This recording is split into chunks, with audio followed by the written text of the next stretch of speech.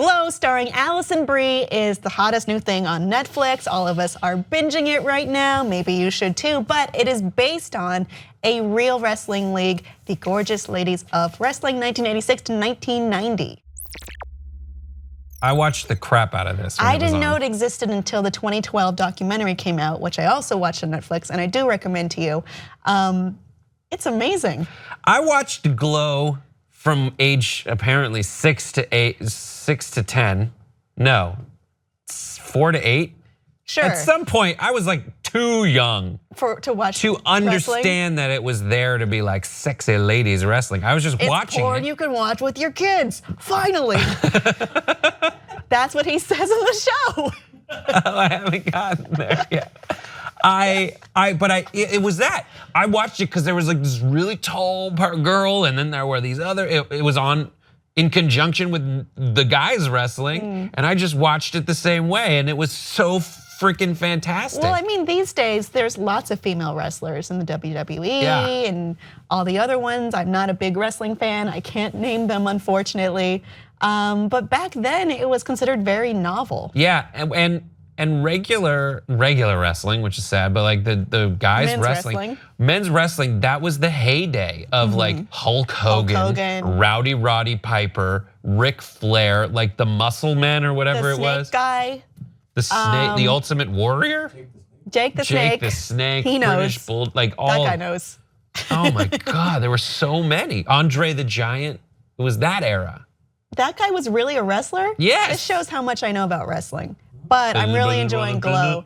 And actually in the show, the real show, Sylvester Stallone's mother played the owner of Glow in the interstitials when they're talking. You mean Estelle Getty from the movie Don't Stop or My Mom Will Shoot? I mean Jackie Stallone.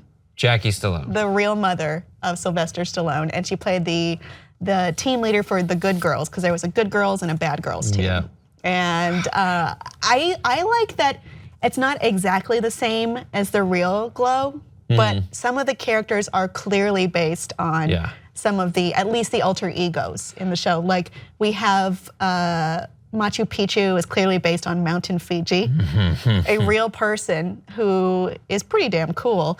And Alison Brie's character, Zoya the Destroyer, is based on, I think, oh my God. Chichanka? All of this stuff is another just, Russian character. All of it is flooding back into my memory.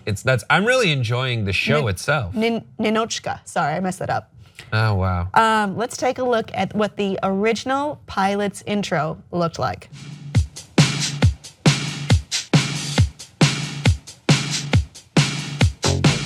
Wait a minute. Is it true?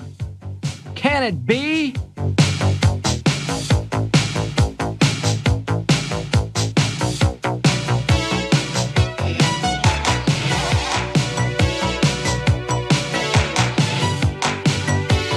David McLean Enterprises and the Independent Network Inc. proudly present Glow, Gorgeous Ladies of Wrestling. Produced by Tim and Eric.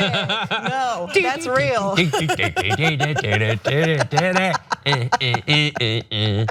That's from an hour-long pilot. You can watch it on YouTube for free. I watched some of it. It was kind of full of these stereotypes that they put on the show.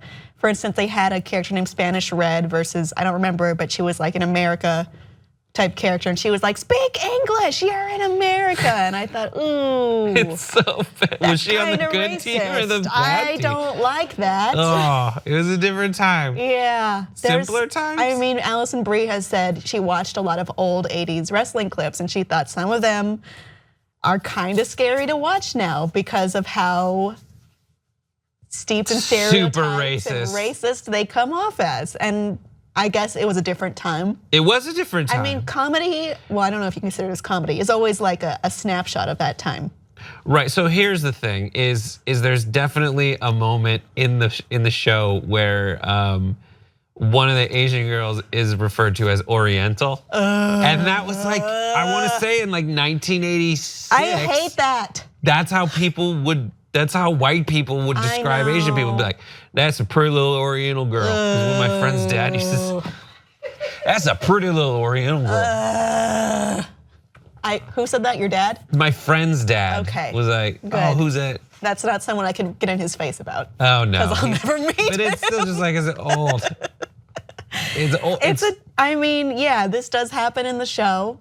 Mark Maron's character is like, oh, it's a parody, we're showing the Republicans that this is not real. And then the wrestler's like, I don't think everyone's gonna get that. Yeah, no, they don't. That's not it at all. When I was a kid, it was just like, that people are like that and those people are like this. I think Jank talks about it all the time because he was a wrestling fan about like someone smashing a coconut over someone else's head. Oh, really? Yeah. Are you enjoying the television show? The series? I love this show. Oh, man. I'm gonna finish it tonight. I feel like sometimes it gets a little like, we sold this on the pitch of empowered women, and it's not a specific take on that. I think so in a little bit in the Hollywood way, because Alison Brie's character opens it up with that monologue. That's a great. It's such a great. It's empowering, and she's like, "You're reading the man's part," and she goes, "Oh, your wife's online too."